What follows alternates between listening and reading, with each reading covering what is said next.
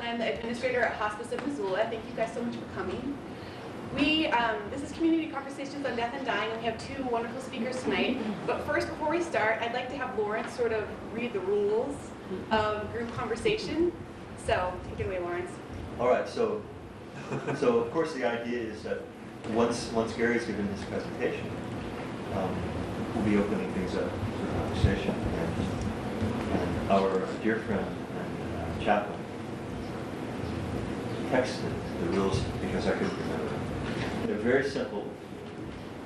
Number one is listen deeply. Number two is speak from the heart. Number three is be spontaneous. And number four is be brief.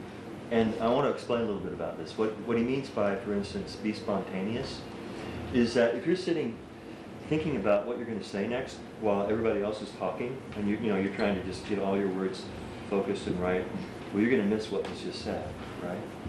So the idea is just go ahead and be open and listen, and in the moment just speak your truth, and then we'll all hear each other. That's the idea behind that. Speak from the heart is self-explanatory. You're in good company. It's safe.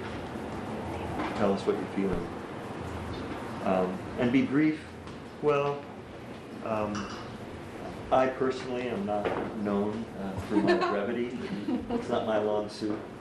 But my brief and someone else's brief are going to be maybe different. So it's very likely that will be the case. So,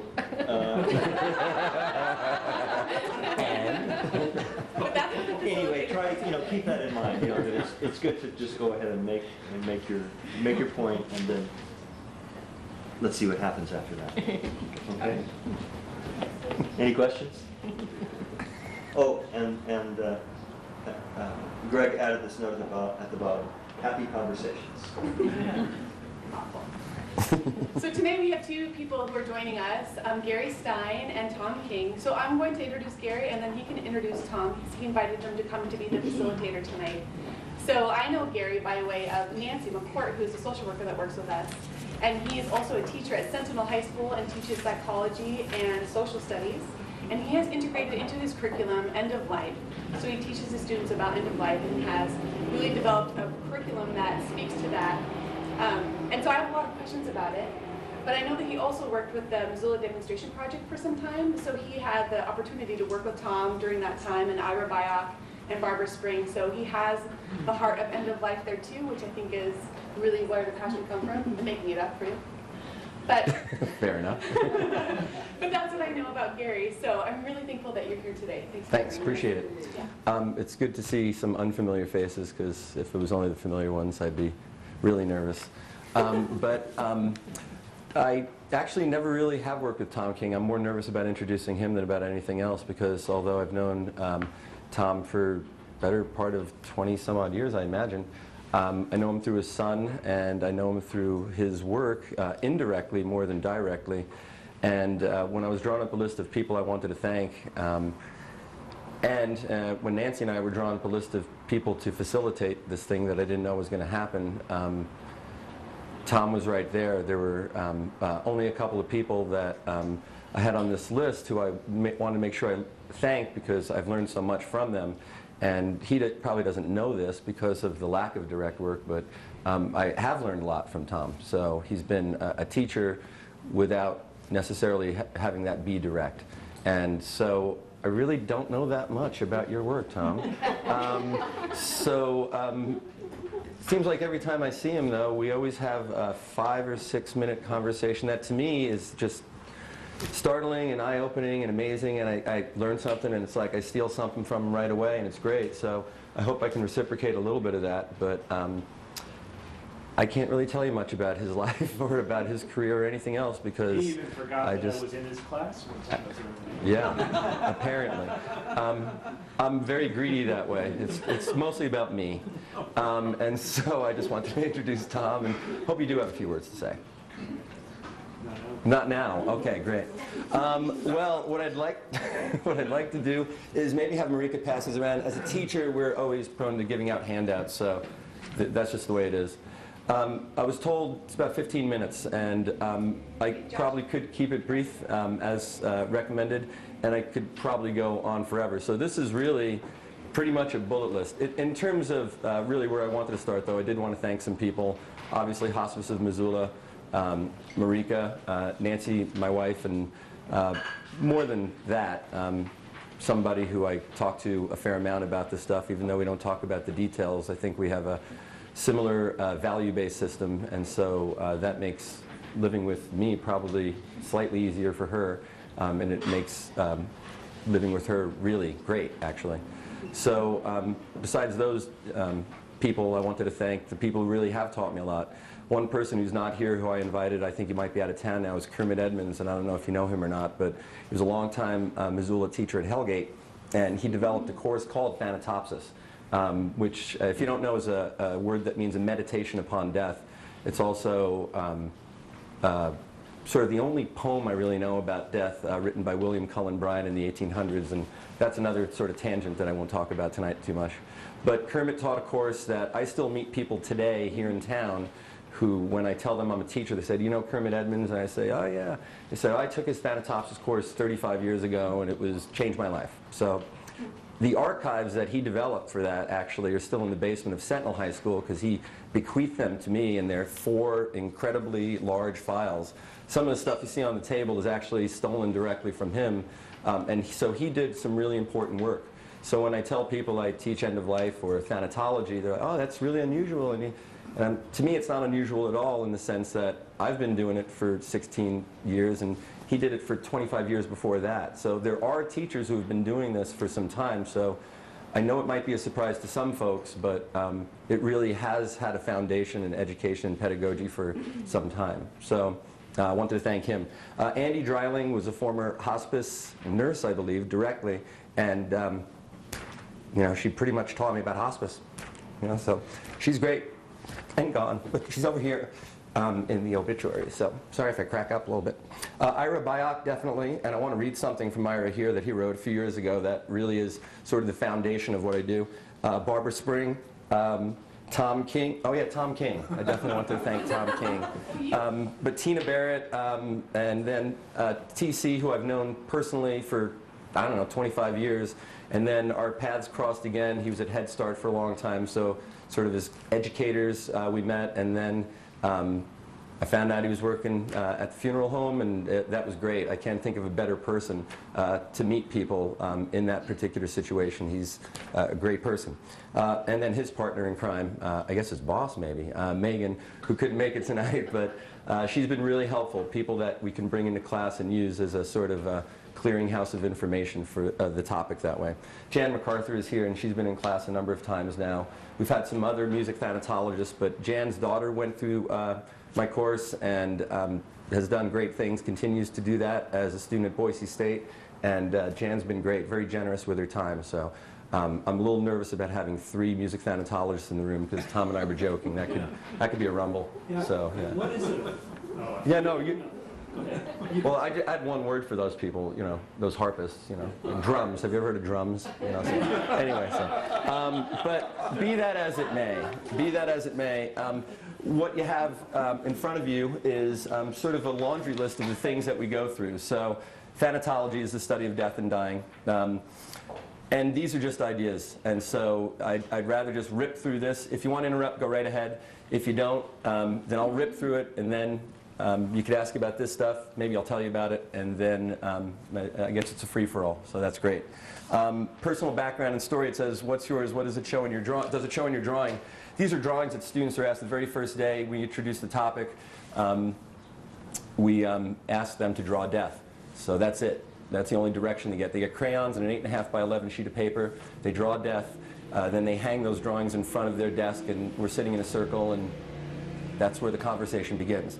By the way, we have some students here tonight, and a couple in particular who have gone through the course, so I know Tom is prepared for this to sort of solicit their ideas about what the experience of talking about death in schools was like, because you're right, it doesn't happen as often as I'd like it, or maybe as you'd like it, and so that's sort of the balance of, well, there are people doing it, but maybe there needs to be more people doing it. So why death and dying? You could read all of those things. For me, it's the ubiquitousness of it. It's everywhere. And if you don't talk about it, I think it's insane, because virtually every movie, book, song, poem, story, ends up being about somebody's passage, somebody's life and or death. So it's really the core of theme of what we do as human beings in terms of constructing meaning in our life. Because if we construct meaning in our life, then it makes the passing into the next stage maybe easier, maybe more comforting in some way. So if we're going to give meaning to our life, then I think it's really important to talk about the other side of that. And so that's one of the things I've tried to get across to students in terms of talking about it and the openness to be able to talk about it. So I think you can read all of those things. Resources, and again, ubiquitousness. Open up a newspaper. Sadly, another tragic death this morning in Missoula, reported on the radio. So, the repetitiveness of it is stunning in some ways, and for a teacher, it's fodder for your curriculum. So you don't have to really design a curriculum or buy a curriculum from somebody. It's sitting here. And amazingly enough, maybe it's fate, and I tell students this all the time, Missoula, Montana just happens to be this this center of activity, and it's been that way for a long time, and enough people don't know that. So lots of other towns have lots of other things, but no other town has everything in the way that Missoula does. And that's an unbelievable thing. I mean, you got to look around the rest of the country and see that, but that's what I think the Missoula Demonstration Project did, and some other folks did, was to warehouse this stuff and to say, we really do a pretty good job.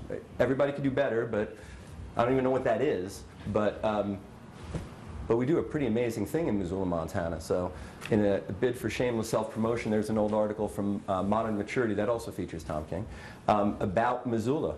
And that dates back 10 years now, and that's been going on. So the work that you all are doing is really, it's recognized that way. And there were pioneers, and now you're the workers who are really engaged in this day to day. So that's important to honor what you folks are doing as well. So resources are everywhere. Concept of little death, and little death is a concept we try to teach in class. Maybe some of the students will talk about it, see if they can remember what we talked about. So if you don't know what it is, that's okay. I'll explain it later. These are activities, from drawing death, talking about bereavement camp, and there's some information on all that. All of these things are here. And so it's sharing my story with students and then getting them to share their story. Music and art and music thanatology, we've mentioned Jan and other folks who have come in. And then where in the curriculum does this fit? Oh, humor. Saw Mary picking up the book before on death jokes, and it is easily the most sensitive part of the whole curriculum, because you don't know what a student is going through. You don't know how they feel. And for better or worse, a lot of humor is built on sort of otherness and ridiculing other, and that's a touchy area. So joking and ridiculing death and poking fun at the Grim Reaper is one thing, but poking fun at the Grim Reaper when it's a blonde joke is quite another. So it becomes somewhat dangerous, but students are really, I don't know, again, talk to them, but I found them to be incredibly resilient and open and caring and thick-skinned. And so their sensitivity is well balanced in almost every case. So I don't get a lot of students yelling at me about this stuff or breaking down in tears, but you'd have to ask them about that. So where in the curriculum? I teach it as a psychology elective. I know Amy Mack in our health sciences classes teaches it there. It could be part of family and consumer science in terms of Prep for Life, I think they call that course. History, that's almost a no-brainer. I'm more a history teacher than anything else, but it's who we are. It's legacy and it's tradition, so it's obvious there. Government and economics, the business of death, is kind of a topic that students actually latch onto. We've had some really interesting projects that students have done that revolve completely around the business of dying, and that we don't get to bury our own anymore, and that it is handled in other ways. And there are rules about, what you got to do. And these are old pictures that Kermit left behind. They're death cards and they're death notices. And the parlor, the funeral parlor, is actually an extension of the parlor of the front house. People used to bring their loved ones in casket to the front parlor of the house, where people would meet and greet and lay the wreaths and flowers, and then you would go into the main room, and then you would take the body yourself and dig the soil, and you do it all yourself. It was a DIY proposition. So that's really important in terms of history, and it's important in terms of why we feel so much when our loved ones go. Not getting to participate in that process is really important. Obstructing young children from a funeral for a grandparent is, I think, detrimental to them. So we try to talk about that and try to inform students about what choices and options they have, and maybe we can go back to a different time and a different place and treat death with the honor it deserves that way, I guess. No, in bold letters there, counseling, therapy, social work. I tell them all the time, I'm not a therapist, I'm not a social worker, I'm not a psychologist, I don't do any of that. We do have social workers and counselors and therapists who do that. I was delighted to hear a student today at a Hellgate High School senior project say that the best counseling she'd received wasn't from an organization, it was from her counselors at school. So that was pretty cool. But in terms of this, I talked to Tom about this before, there is definitely, at times, a therapeutic byproduct, and so you do have to be aware of that as a teacher and be able to redirect that, not to disregard it, but to get people to the right places and the right agencies and organizations so that they can talk to people. And then finally, there's student work. There's some projects here I've left behind, and then there is an institutional plan for all of this. I tell you honestly that I'm not a huge fan of our present crisis plan policy, which would include a naming policy for buildings and memorials. But it is always going to be a work in progress, and different people with different, I hate to say this, agendas will want to establish their version of a crisis plan. So it's an interesting process is all I could really say about that. So Gary, I think I've used more than 15. Explain what a crisis plan is. Yeah, crisis plan is an institutional response to a death in the school community. So whether that's a faculty member, but usually it's a student or maybe a parent of a student. And I've been a member of that team for a time. A lot of that crisis team management has been taken away from teachers and it's been placed in the hands of administrators and, I guess you'd say, institutional social workers, as opposed to necessarily people who have contact with students. So I think there's a little gap in that. And in fact, I'd just say the last thing I guess I'd tell you is all of this, the pedagogy of this comes from my belief that if you remember Maslow's hierarchy of needs when you were taking your psychological classes in education, I meant to have an overhead projector, but I don't. If you don't remember, I'll leave it for you. I think we do a pretty good job in schools of meeting physiological needs. We know some kids don't eat well, we get that. And we actually do a pretty good job on that. And in terms of safety needs, we know that school is sometimes the safest place for a student. We do meet that, and we try to meet that in other ways. Our social workers work ceaselessly to make sure that people are taken care of and that they're not being neglected or abused, things of that nature. And then belongingness and love needs. I'll skip that for a second because I think we do way too good on esteem needs. And I've told students this, I think we feed them so much self-esteem, largely without accomplishment, that there's a real gap there, that feeling good about yourself and confident assertiveness is great, but you should probably do something. So that's one of the things I try to get across to them. It's kind of a criticism of teenagers, but they handle it well because they get to criticize me too as a fogey. So, and then finally self-actualization, which schools don't meet anyway. I mean, life meets that. But belongingness and love, which I don't think schools do a very good job of at all, in the affective realm, and I'm not trained in that realm, but that's where our gap is. Too many kids who are lonely, depressed. So if you start talking about teen suicide and death in that context, it really comes down to that very humanistic perspective and bias. And schools are not designed that way. Schools are designed from a behavioral model, and so the feeling stuff kind of floats away sometimes, and we get stuck in product and work and grades, and there's a gap there. So that's where all of this comes from, is trying to fill that gap a little bit. Ta-da! Anyway, I hope I did provoke a few questions that way, but Tom, what do you got for people?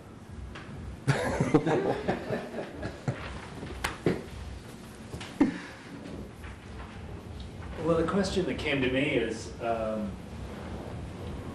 you've been doing this for 16 years, Well, longer, but yeah, sure. okay? Yeah.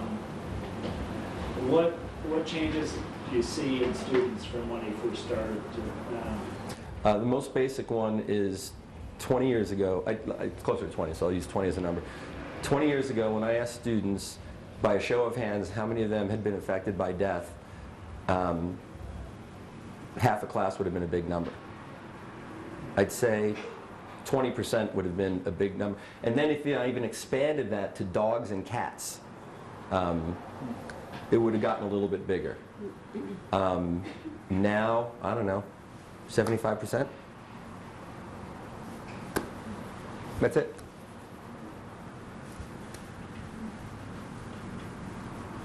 So it's there, and then if nobody talks about it, then we're in trouble. Yeah. So is that students that are willing to say they've been affected by it, or I mean, what is the... Oh, I could probably reshape the question and say, how many of you know somebody who's died? And the number is much bigger. I don't know if that means they're more aware. I think it means it's just a demographic change. We're older. So it may be grandma and grandpa, but we have a lot more parents who have died. It's striking. You know, Sentinel was cast for a while as an epidemic because we had a mixture of suicides and of other deaths, but it all got grouped into this epidemic. Suicide school. We were a suicide school. And that wasn't true. If you look at the real numbers, that wasn't true, but that's the impression, that's the perception. And I would say that more students have had more experience with death than 20 years ago. I can't explain it. Of everybody, but yes, and certainly more of contemporaries. Yeah, I mean, I think it's interesting when you talk about that lack of emotion, how that piece really isn't integrated into the schools. And I think, well, I'm wondering if you think that's a reflection of our society also, that we don't really integrate that into everyday life. I don't know, what do you guys think? I mean, feelings are tough to talk about. They don't go into a box in a grade very easily. This is hard to write a test for, by the way. I mean, there's some facts, like Elizabeth Kubler-Ross got the 5 stages down, Cicely Saunders started the hospice movement, you know, so we can give them a checklist of stuff, and they're pretty good at that, I think. You remember some of that stuff. But this isn't that curriculum. So the expectation has to be different too. So the pressure on me is to make sure that I can keep doing that and still conform to the Q gradings angle program that we have to make sure that all our students graduate in the 21st century. So I got to give the party line at the same time that that's not really what matters. Sorry. So you should ask them that. You know, Yeah, that. I'd like to hear from a couple of you who have been in his class. What has been the impact on you?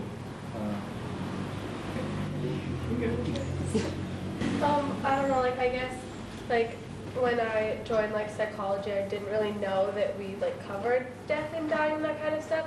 So when that, like, part of the class came up, it was, like, kind of shocking, because, like, one day he, like, closed the door and he was like, we're going to start talking about death. And we were all just like, oh my gosh, like, you're kidding. And then the next day we come in and the desks are all, like, in a circle.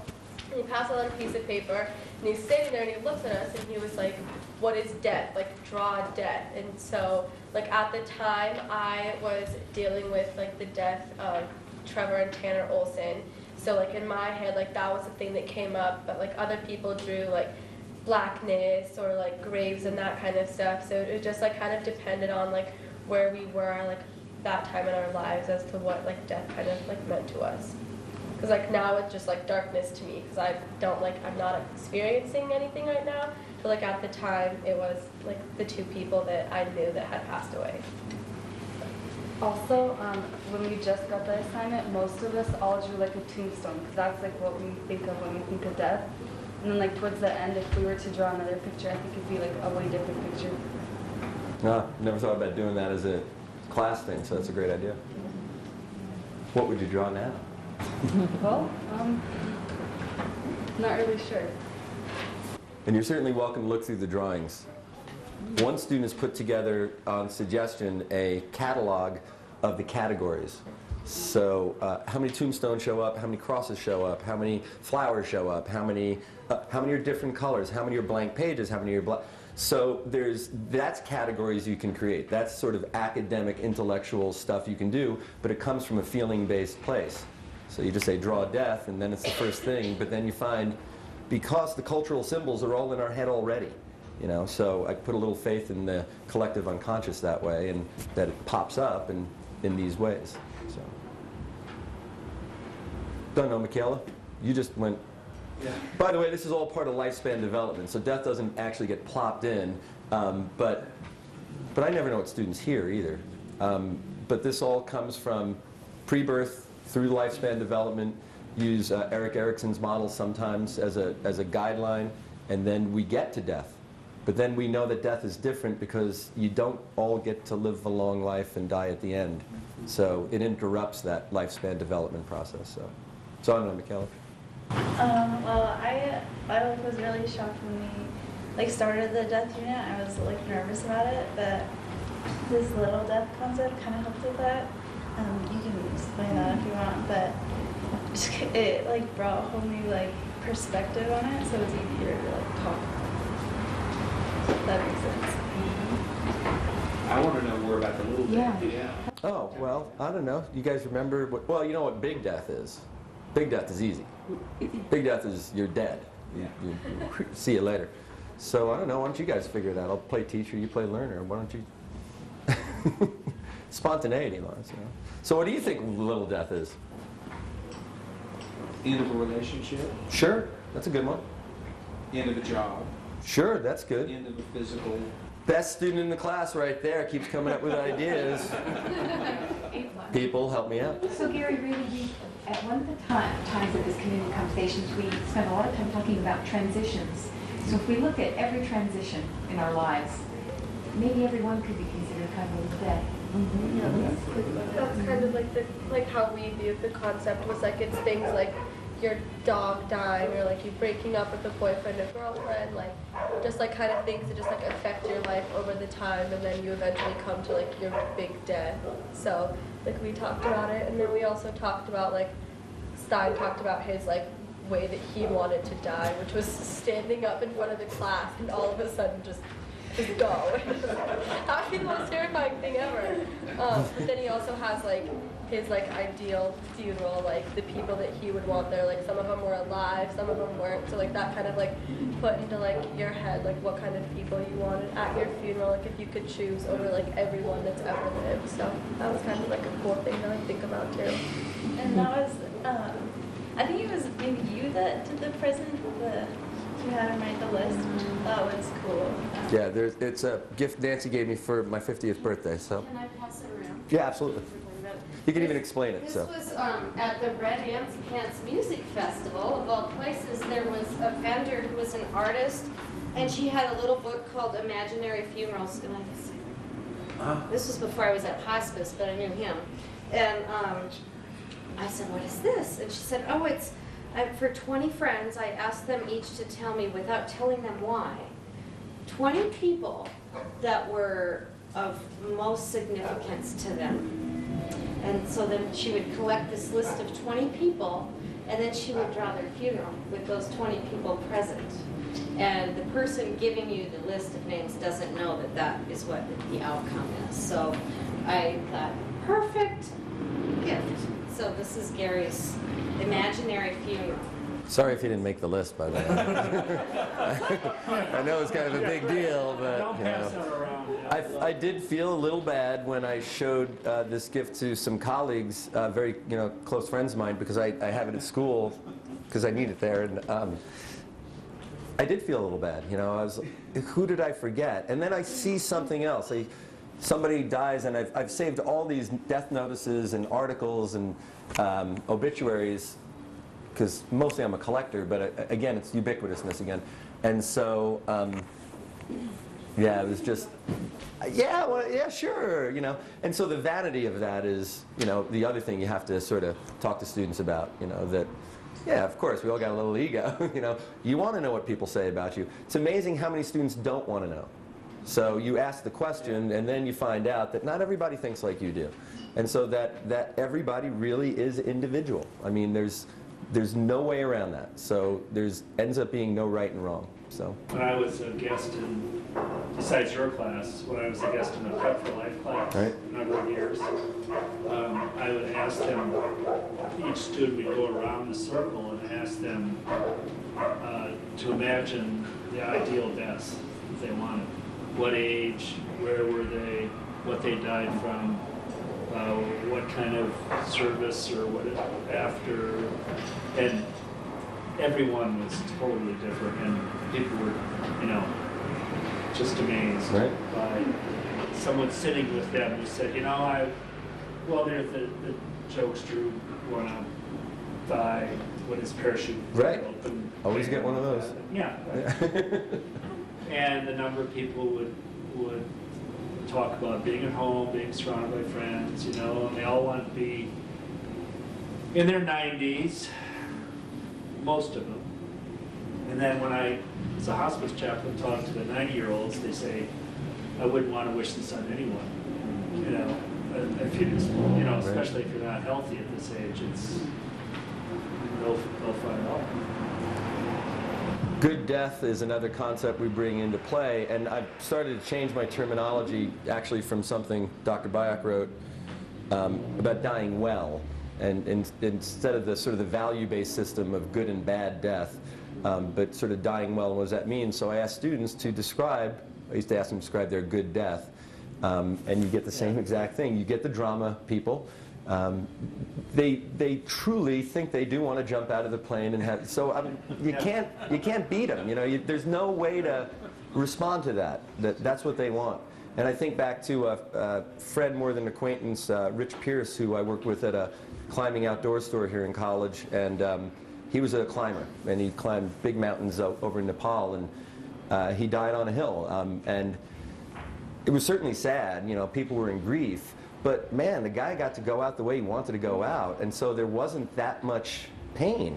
People were like celebrating because it really wasn't a great way to go. In fact, his body wasn't found for a year or two later, but that's what he wanted. He made that choice. And we're not condoning suicide. We're not condoning, that whole, you get that, but I do think it would be a gift to be able to sort of know your own death dream. I think that'd be an amazing thing.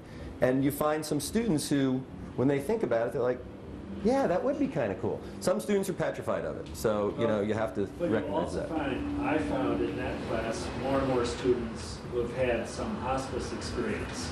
Someone in their family had been on hospice, and they just talked about what that meant to them, that they were a part of it. It wasn't, put away from them, that they could imagine terrible things, and they found it to be this amazing experience filled with love, and then that was their ideal death. That's how they wanted their end to come. Mackenzie was talking to us earlier about watching Letting Go, a hospice journey, HBO film from a long time ago, which by the way is the most expensive educational film in the field. It costs $170 to get that because HBO limits all their distribution. So in terms of accessing curriculum, that's really hard, but it's a great piece. Rent that every time? I have to buy it for $100. I finally bought a copy. I have a dog-eared VHS copy from 20 years ago, and I've got one. Well, now I got a DVD. Spent $170 a year tax money.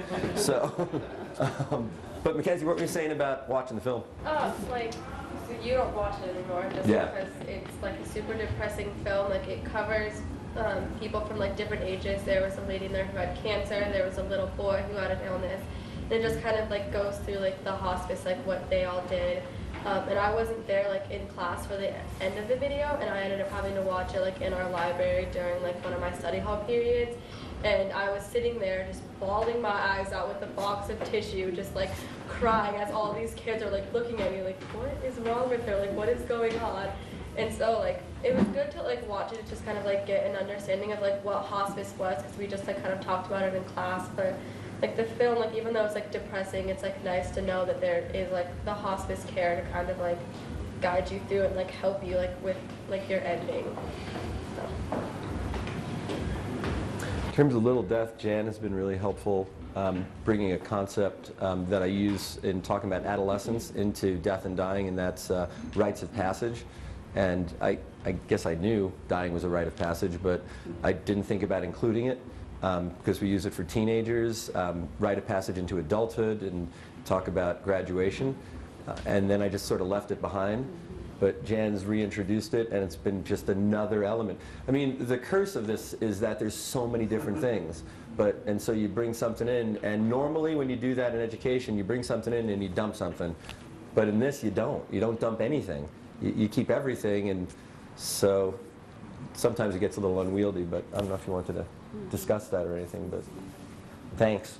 Oh, well, yeah, I have tried to focus more on that, sort of as a way of, well, I mean, we can all relate to rites of passage, and life is made up of rites of passage. Our birth is a rite of passage. Marriage, graduations, joining the Army and getting your hair cut, and so talking about how there's phases in a rite of passage, the most important one of which is the threshold, when you're in between who you were and who you're going to be. You're walking down the aisle to get married. So you're not like single, but you're not married yet. And so I try to throw a lot of parallels in and relate that to death. There's a middle phase for death as well, which is obviously where someone like myself, a music thanatologist, comes in. But I think talking about how music could be such a perfect response of reverence and tenderness and beauty to this in-between stage of being alive and dying, and trying to link that to all the other rites of passage that we all experience in our life is something just a dimension I've tried to add to just coming in and talking about the music itself. When you talk about rites of passage, I often think about the rituals that used to be around and aren't anymore, except in some communities of faith or some areas like that, but and how people are designing their own and finding new ways, personalized ways of ritualizing this event. That is, as the paper said, not a medical event, it's a spiritual event, sacred. Mm-hmm. So how do we honor the sacredness of that? And so much the culture doesn't know what to do. They come to me as a hospice chaplain or hospital chaplain now and say, we've never done this before, what do you do?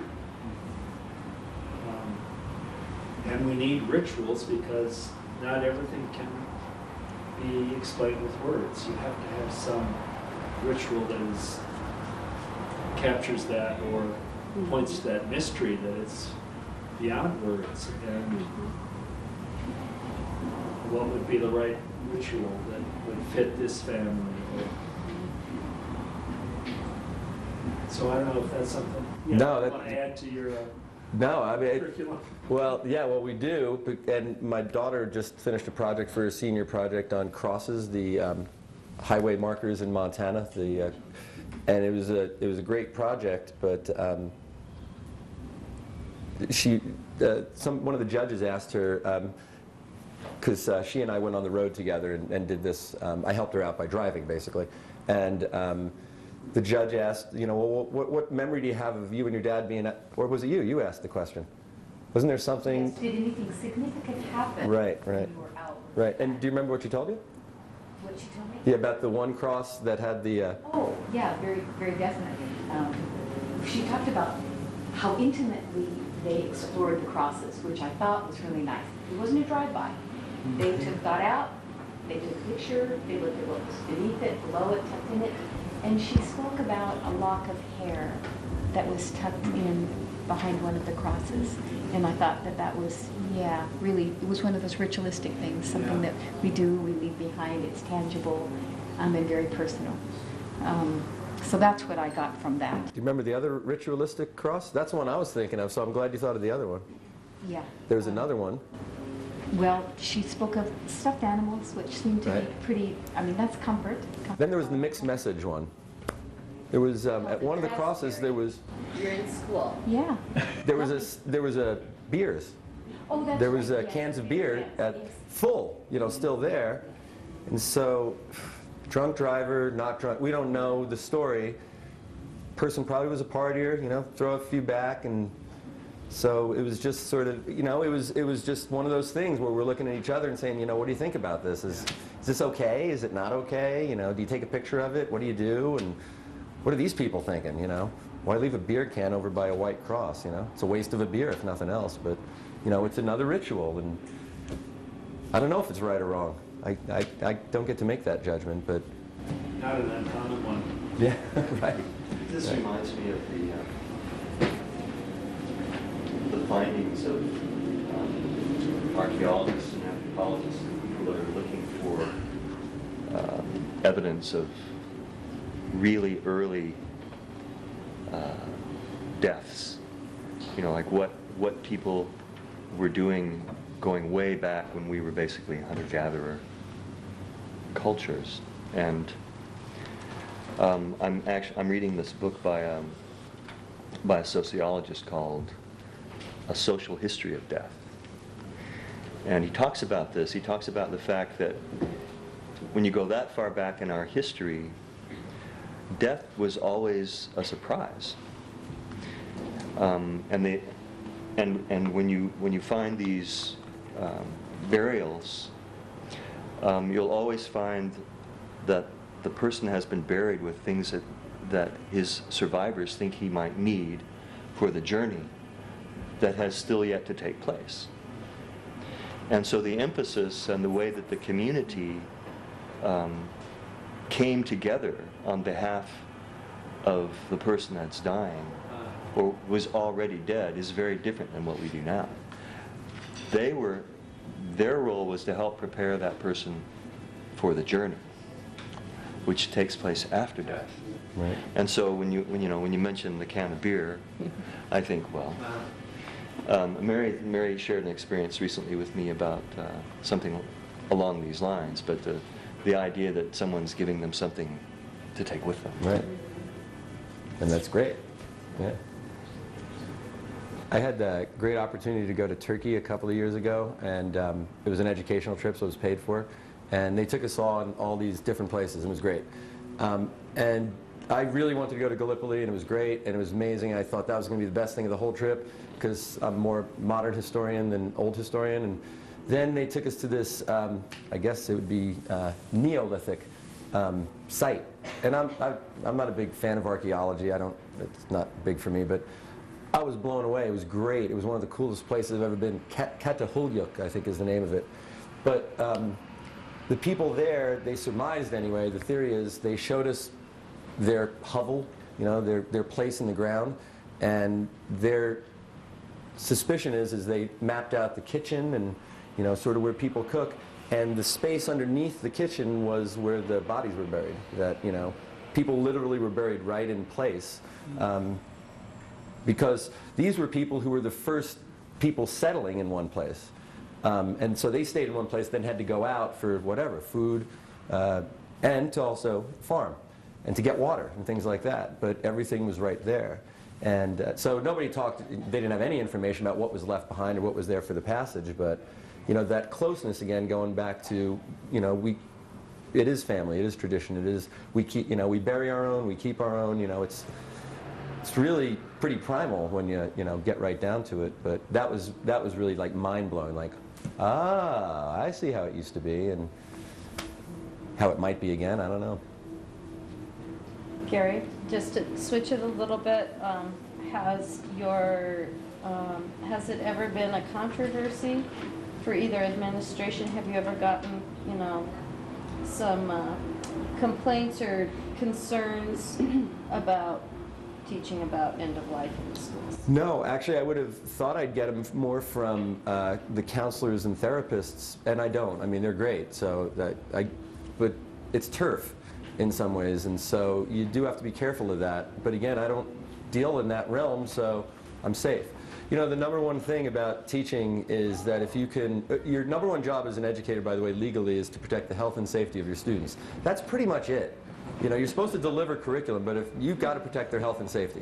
So if you provide a safe environment, and if you get them to work, you know, sort of do things, nobody really complains very much, which I think unfortunately tells you about the low expectations of parents.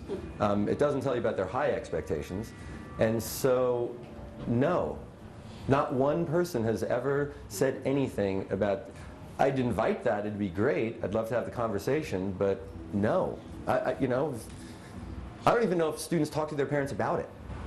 Well, that's my question for the students. What do you feel, do you feel like this has any kind of ripple effect? Do you talk to your families about what you're learning and apply it to some of your life experience out loud or just in your head? Do you share it? Well, I think death is something that's just uncomfortable to speak about. So for the most part, we don't, unless like Stein does something like this in class where you can get people to feel more comfortable about it and talk about it. So people probably don't complain because overall it's a good thing. And somewhere deep down, even if your parents might be upset that you might be saying something that they don't agree with, there's still, you're talking about something that they might not talk to you about because it is so uncomfortable. Have you found any of you in a situation where you were able to share with a friend or a peer that the information was kind of helpful in a practical way? In one of the sessions, we learned about like what to say to someone that's like going through that. So we like learned to, or like what to say to someone who is dying. So it like made it easier to talk to people who were going through that. That's a pretty big deal. So how young do you think is too young for teachers to teach about end-of-life education?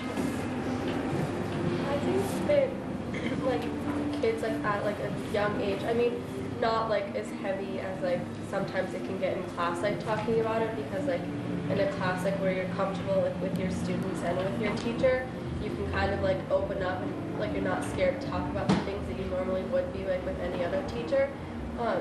So like I think that like if kids like middle schoolers started learning about like just like death and like that kind of stuff, because like Stein said, like more and more people are starting to deal with death like at a younger and younger age.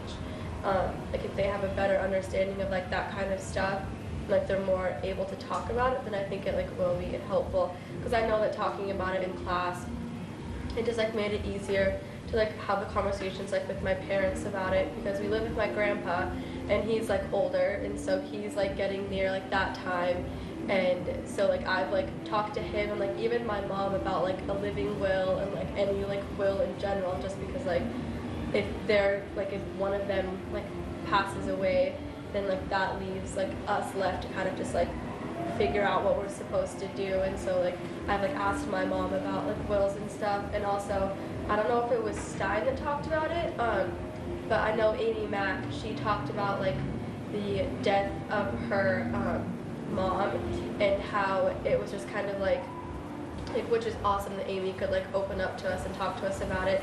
She said that her mom like held on for so long until Amy's sister was like able to get there.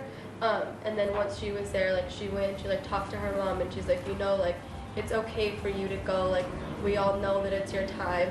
And Miss Mack said that after that, like 10 minutes after that, her mom like was gone. So like that kind of stuff, like to me, like it makes it easier to talk about. Like Mrs. Mack feels like she has that connection with us, that she can talk about that kind of stuff. So I think it's good to start like at a younger age with kids, because then when they do get to high school, it won't be such a hard like topic to talk about, because it is getting more common like students. And like back to like even younger, that Golden Heart book, it's like a children's book about music thanatology, and that's like a way to approach it to like little kids, so like prepares them and makes it like a normal topic instead of like a scary one. So age appropriate. But you think if you put yourself back into elementary school, you could see that you would benefit from it.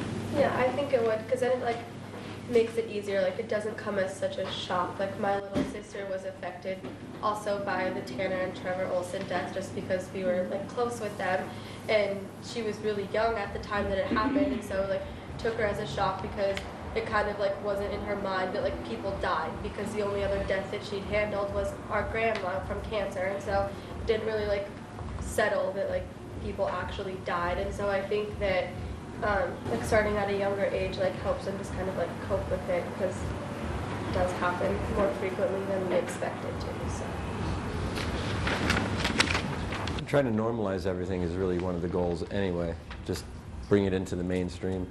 I did steal a couple of things from counselors, a simple do's and don'ts list, which is very general, and I always preface it by saying, we're not counseling, but you have friends. What do you say? How do you be?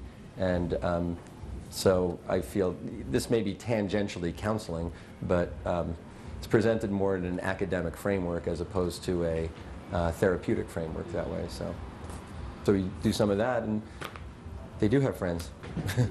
You know, one of the best things that ever happened at our school was the result of a student death, and a great memorial garden was created, and a school community really came together over one student. And I always tell them that story because that student's long gone, but I also tell them about other student who died who nobody remembers.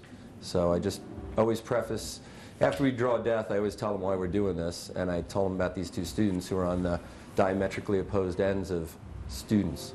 Some we remember and some we forget, and some are regaled and, you know, fondly thought of, and some nobody ever knew, so they didn't know they died either. So their passing goes without any notice.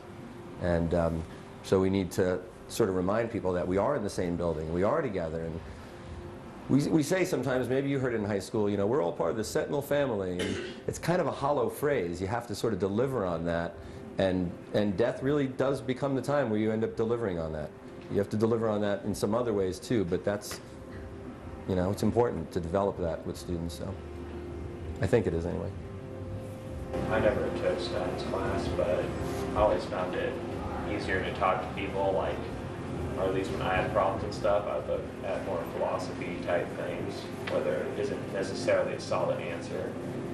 And through things I've experienced, when my friends have experienced the same things, I know the kind of philosophies I can tell them, or like, when I don't know what to say, that's kind of my fallback, is something that doesn't necessarily have a right or wrong answer. It's just how things are, how life seems to be, and how people have interpreted their lives. And I try to learn from those, because I feel like, well, it's better to learn from other people's life experiences and stuff.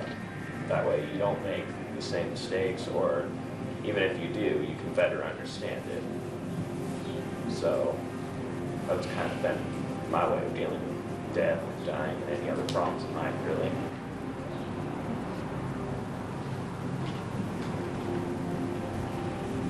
Besides the things that you shared with the students, some relative to, like, what do you say? You know, so often we find that people feel really uncomfortable when they don't know what to say, but so emphasizing the importance of just like being there, even if you never say a word, just sitting side by side with someone, being present, and sharing that silence.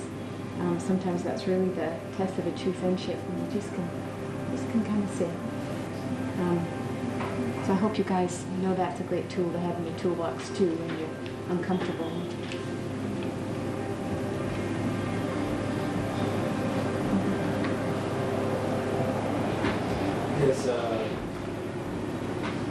Does suicide have a place in this group? Only a little bit. It actually comes more from students than it comes from me. I mention it because it's one of the ways people die. I tell them because I've got to be honest, the emotion that comes up for me in suicide is anger. I'm always angry. I don't accept it. So I don't attend. I've kind of made it a rule not to attend memorials for suicides. I've been really, I don't know if that's being a jerk or what, but I don't accept the premise of suicide. And I've only heard of one scenario where I ever thought it was kind of justified. And I thought, but each one is unique. And I certainly mourn the passing of the person, but I'm angry at the person for cutting out on their own life movie. So I don't forgive them for that. And that's not that's just practicality for me. And so then they've talked much more about their reaction because they've had that experience. It's so much more visceral, I think. So it's not really a major portion. And because in teen suicide, you do end up talking about the affective realm, you do get into counseling, you do get into therapy. So I don't stay away from it, but I don't engage with it that much. And other people are handling that issue as well. So I'm not going to go into other people's turf. So, I mean, do you folks, students, do you think that you have a pretty good have people talk to you about teen suicide, I guess, is the question.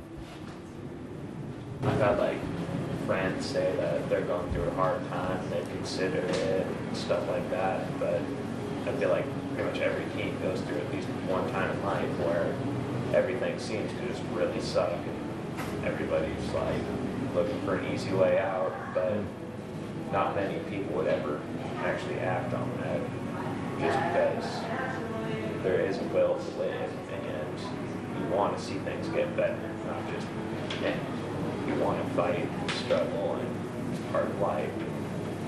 Everybody wants to experience as much life as they can before they die. So, Yeah, well said. whatever we do or don't do, I wanted to give you the opportunity to look around, and feel free to ask any questions about this stuff. I'll stick around, certainly. I got to pack it up anyway. And then there's some newspaper clippings, and again, there's just so much stuff. And so it's sorting through it and keeping it and trying to preserve it and then promote it. That's really the biggest part of the job. And of course, thanks for being here. But if you do have any questions that pop up, I'm at Sentinel High School. I'm easy to reach. So, I mean, if anything, and don't be too surprised if I were to call on you and have you either visit class or come back. That's what I'd like to do, is to create sort of a panel of thanatologists. I don't know what you'd call that, a board, an advisory board, I guess. Because it's one of those community things that really is a natural for involvement in the classroom. And so I have to be motivated to do that, but I guess I wouldn't be too surprised if I call you. I always try to get Tim in class, and I always think Tom's too busy, but I guess I'll just call you. Yeah? So. And Marika's been in, and actually that's great. So. No. Let me ask, I don't know what their time frame is, or a last question is the right way to Oh, phrase the this. last question? I love it. Well, so you've been teaching this for 20 years. How has it changed you? Wow. That's really not a good question, is it? That's way too hard. Well, I guess what really changed my teaching is Jim Criley, who's over there. I don't know. He was my lead professor in my master's program, and how he helped me was he confirmed for me what I already knew, and then encouraged me to keep doing that. So he changed my approach more than the experience of teaching actually did, and then the experience for me hasn't changed. So I think it's important to note that I think teachers are the preservers of culture. And as radical as teachers might seem sometimes, they're not. They're ultimately conservative. They really do preserve the status quo to a large degree.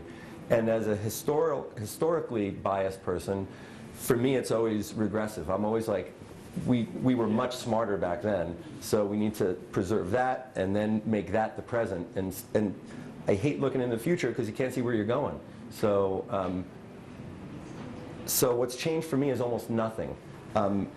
Students go by on a conveyor belt, and they all look the same, and we're standing in one place. So I think I need to not experience that much change, because that would be chaotic.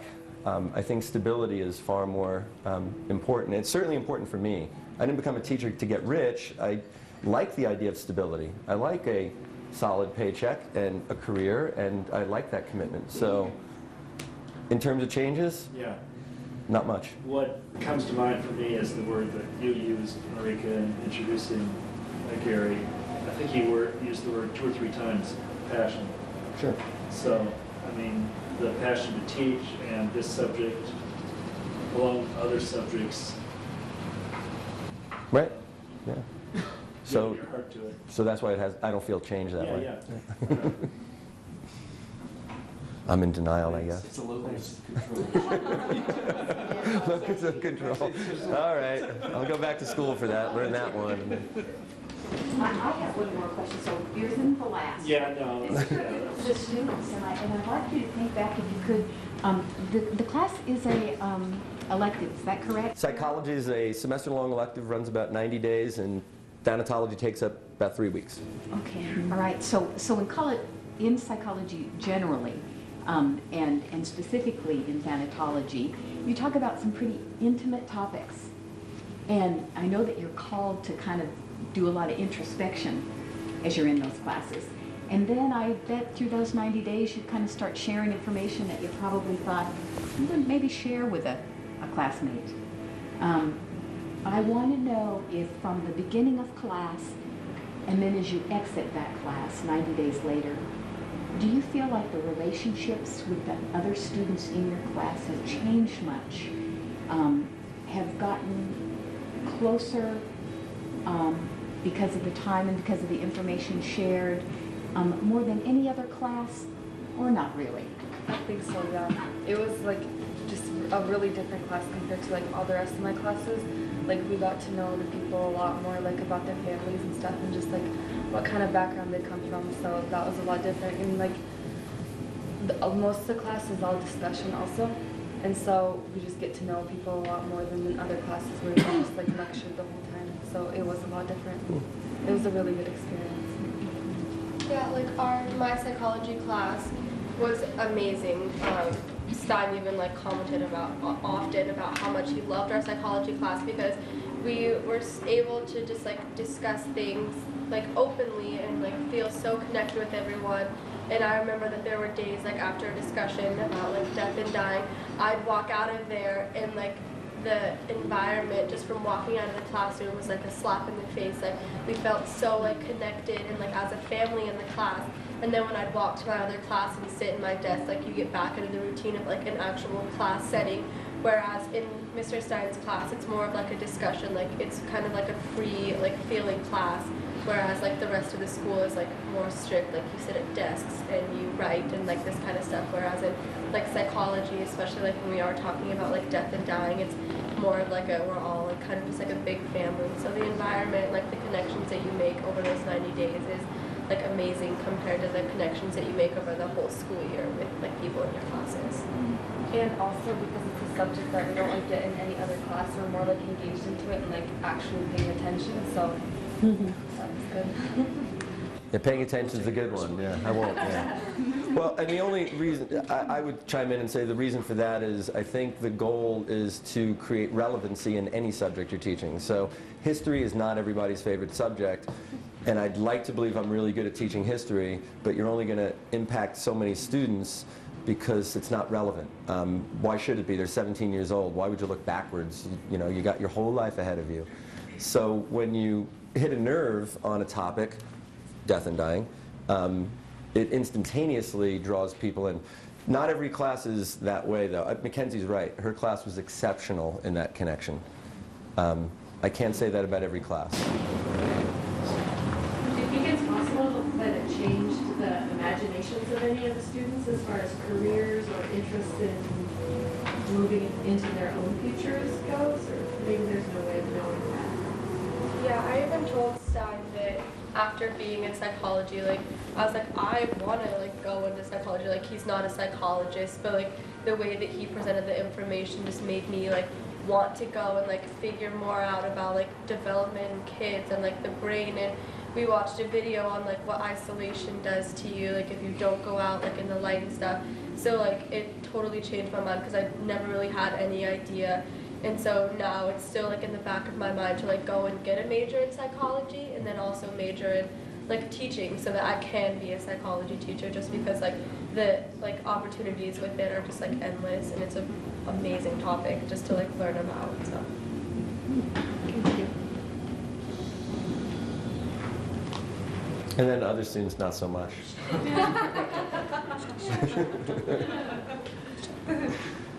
Some like woodworking. So. Well, the way that we traditionally end community conversations is that we go around the room and everyone introduces themselves, and then we just talk about one thing that you would take home from a conversation that is meaningful to you, or you feel that you would share with someone else. So let's start with that, and I will nominate you to start on that side. Thank you. You're welcome. I'm Steve MacArthur, and I'm a social worker by training, but I'm a consultant. For the last 25 years, do human side of enterprise. And the thing that I'm taking away from tonight really is the comment, Gary, that you made about where schools are failing is on that affective side. And in the work that I do, leaders don't get in trouble because they're not smart. They get in trouble because they don't have good interpersonal skills. And I think affective education would be really helpful for our society. So thank you for that. Which way are we going? I'm Jan MacArthur, and it's good to see some familiar faces that those of you that I spoke with and played the harp for in class. I've probably been percolating on what I'll take away, and it's not any one particular thing that someone said, but I was sitting across from your beautiful and young faces for the last hour and a half, just recollecting that I think I was probably 40 years old before I sat bolt upright in my bed one night and said, I'm going to die. I'm mortal. And I wasn't 17, I was 40. So I had an intellectual understanding of death, of course, but not more visceral, not more personal. So I guess in its totality, the evening for me has been about affirming the importance of what you're doing.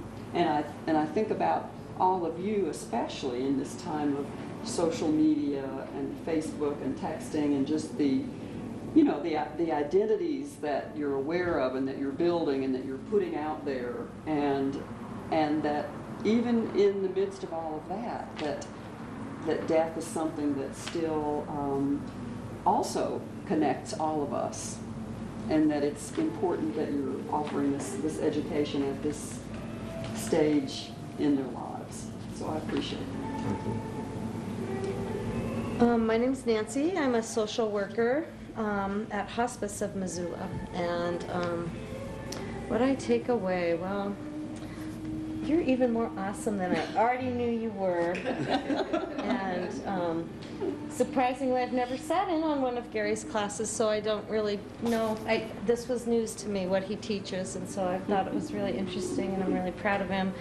And the other thing is, I think that I'm going to put out there that Hospice of Missoula would probably love to help with developing an advisory curriculum, work on that project, because we're all about education about end of life. Thank you. We can talk about that later. I'm Lawrence Duncan. I'm the music thanatologist with Hospice of Missoula. So I do what Jan does. And I think the takeaway for me tonight is an even more activated interest in the question about how we choose to die from here. My observation, by and large, in our culture is that we don't know what to do. We don't know what the very idea of dying and death is a huge problem for people.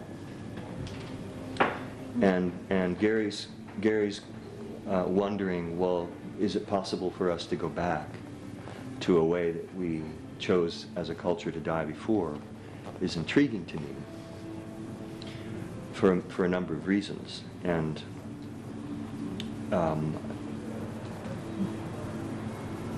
I think that we're at a time in our culture where we can begin to really seriously look at this question, because we are more and more individuals in this culture. It doesn't seem likely to me that we can, in the same way, die in the way that people have in the past. Because I think the individual has become ever more important as time moves forward. So this raises the question about, well, every death is unique. You know, everyone dies in their particular way. But is it possible as a culture to begin to really look together at, well, how do we want this to look, you know? So that's a question that I have and continue to have, and that I have even more after tonight.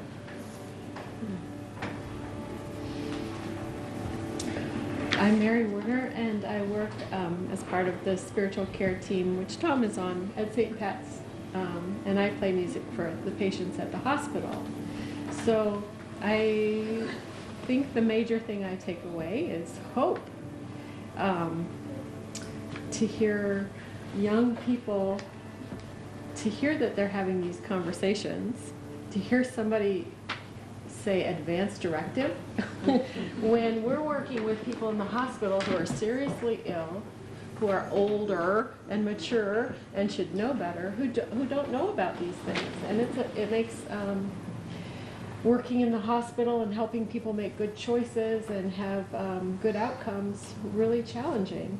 So I have a sense of hope that people are engaging in these conversations at a younger age. It reminds me of a young woman who was at the last conversation who was excited about the topic and said, well, I go home and I post on Facebook, whatever it was. I don't remember what it was specifically. And I thought, wow, there it goes. And it just gives me hope. Things will be better in the future. I think what I'll take away tonight is that I have some affirmation about some feelings I think about great things happen in schools.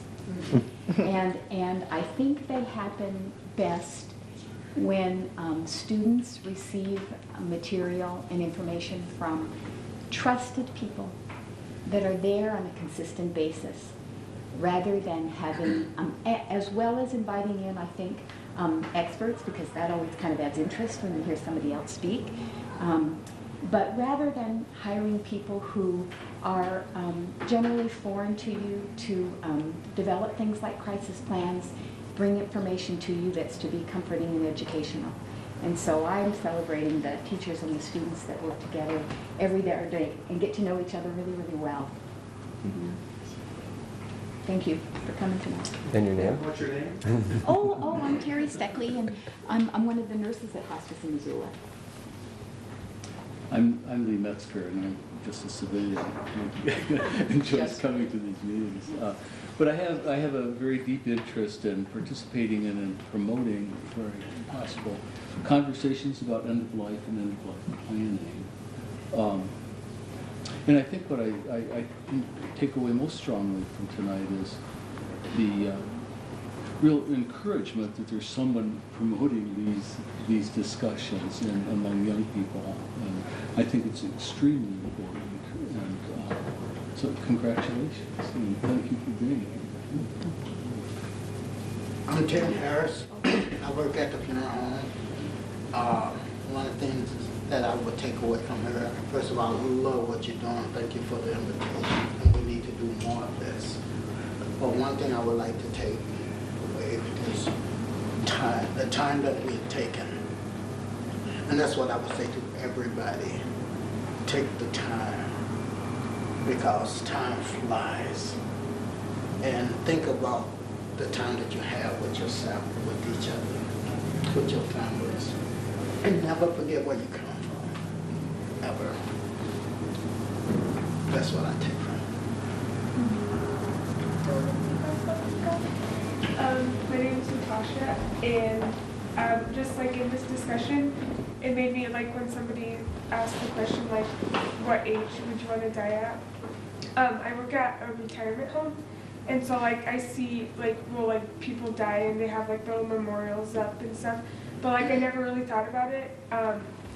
But like when somebody said I wouldn't want like to be super old, because there's one guy at my work and he has his kids come in like a different, like every day they switch on and off and they come in and help him because he's like, he has troubles like eating himself and getting up. And so like it just made me think about like death, and if I had kids I wouldn't want them like, I mean I'd want them to be around, like I'd want to be around long enough, but I wouldn't want them to like see me that way, like struggling and having them to like come around, and it just made me like think about death and like dying and what age like. I'm Natalia, and I also work at a old folks home. It's that village, and we do a lot with, there's a lot of dying like every day. And so this just kind of made me realize that even though like people die a lot, we don't really like kind of see it. But even though it's like a part of our everyday life.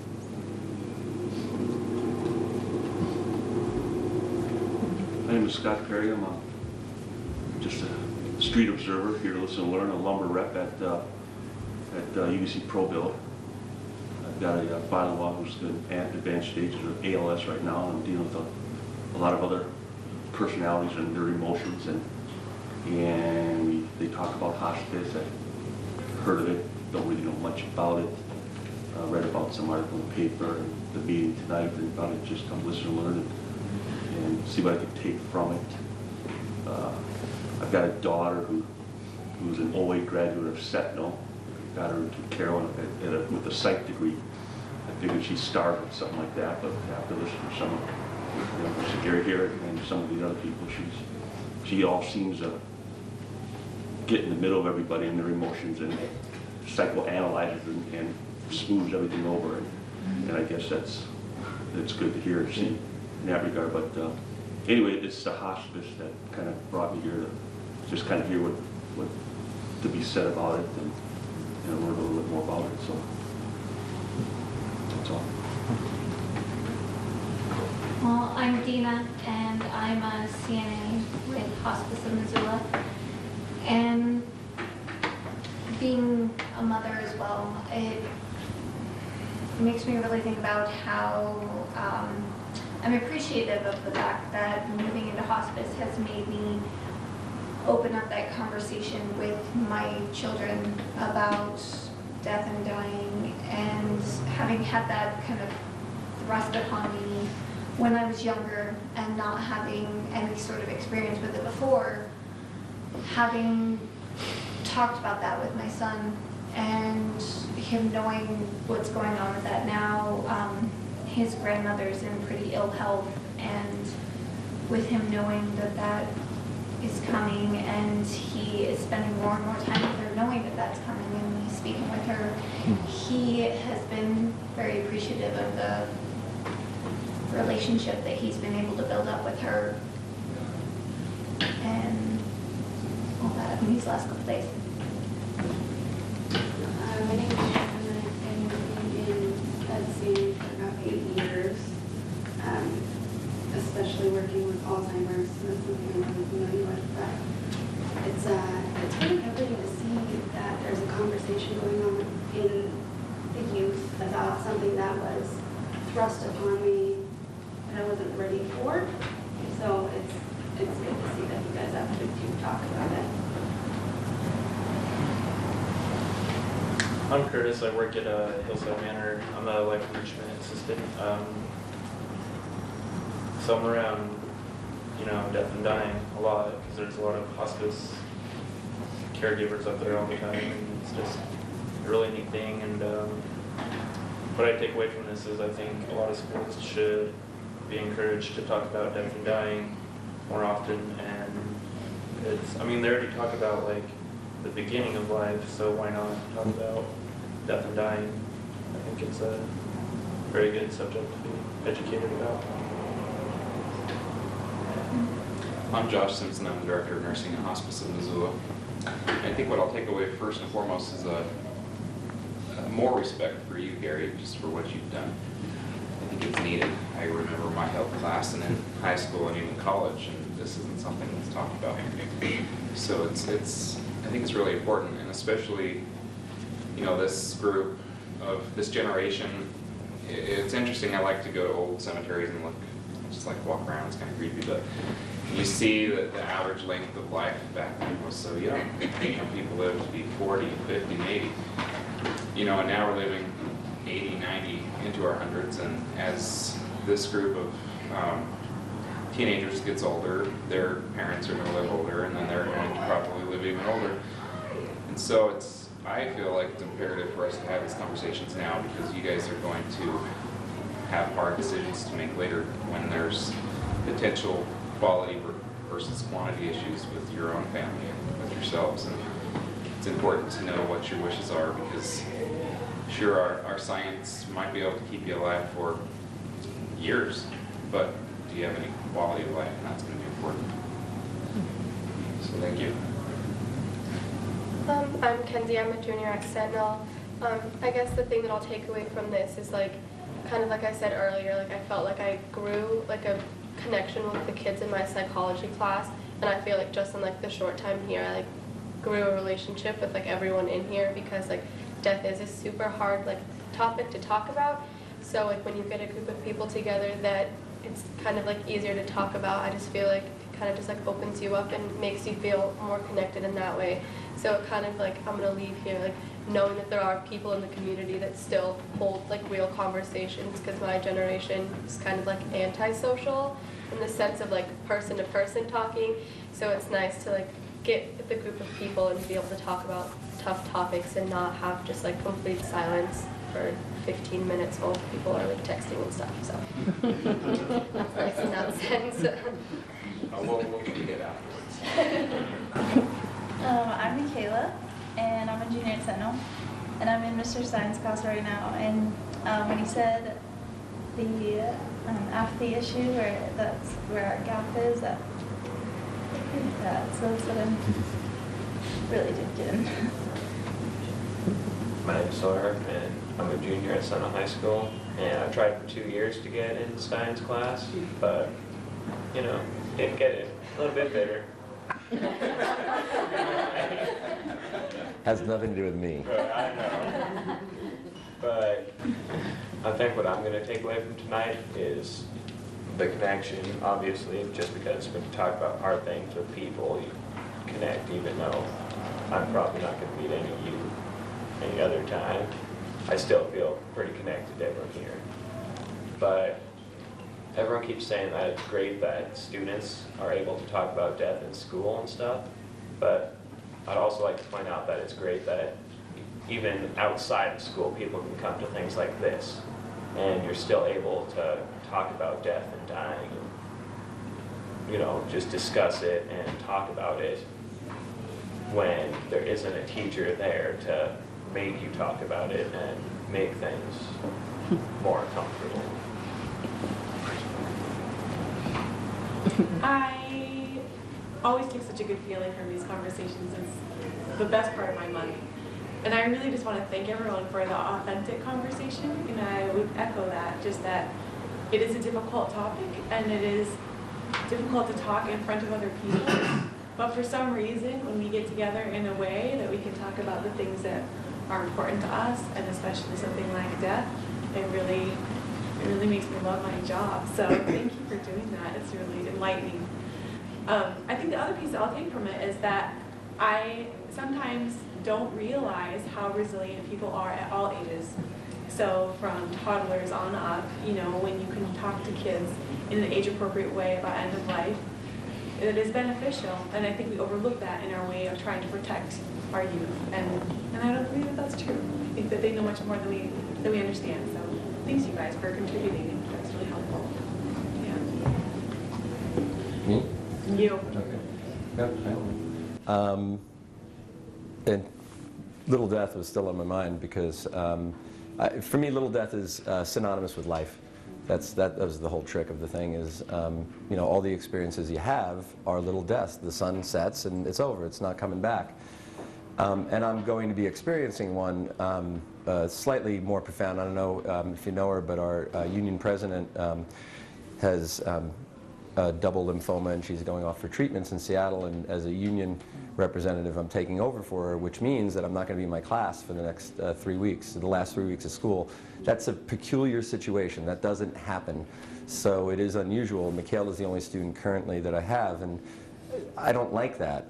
But you do that because it's the right thing to do, and it's your responsibility, and things of that nature. So while I'm mourning, you know, the loss of my class, self-imposed to some degree, and I have anxiety about this other position and about somebody else's health, I'm just honored by the students who are here, who have gone through this and who haven't, because I think, you know, I argue that we're largely dispensable in our roles, but that there is this legacy thing, and so it's, I'm just really honored by the students being here. Not, they didn't get any credit from me for this, so that makes it even better.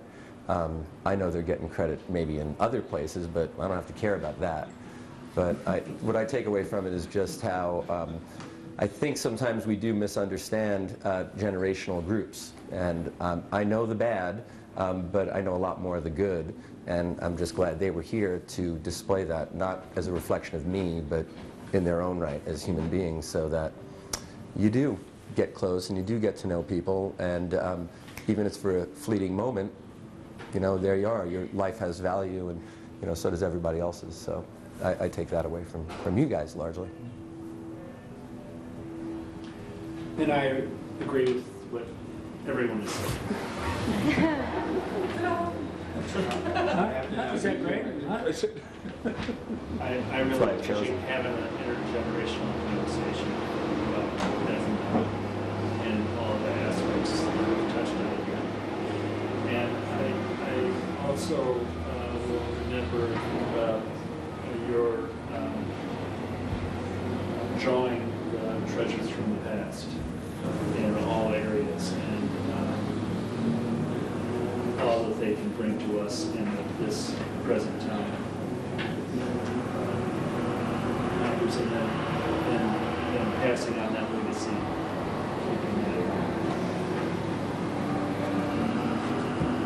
Well, thank you. You guys are welcome to stay, you know, and have some snacks and ask questions to other people that you know in the group. And thank you so much for coming. Next month, same time, same place. So it's always the third Thursday of every month from 6 to 8. And next month we'll be talking about... It's a mystery. It's in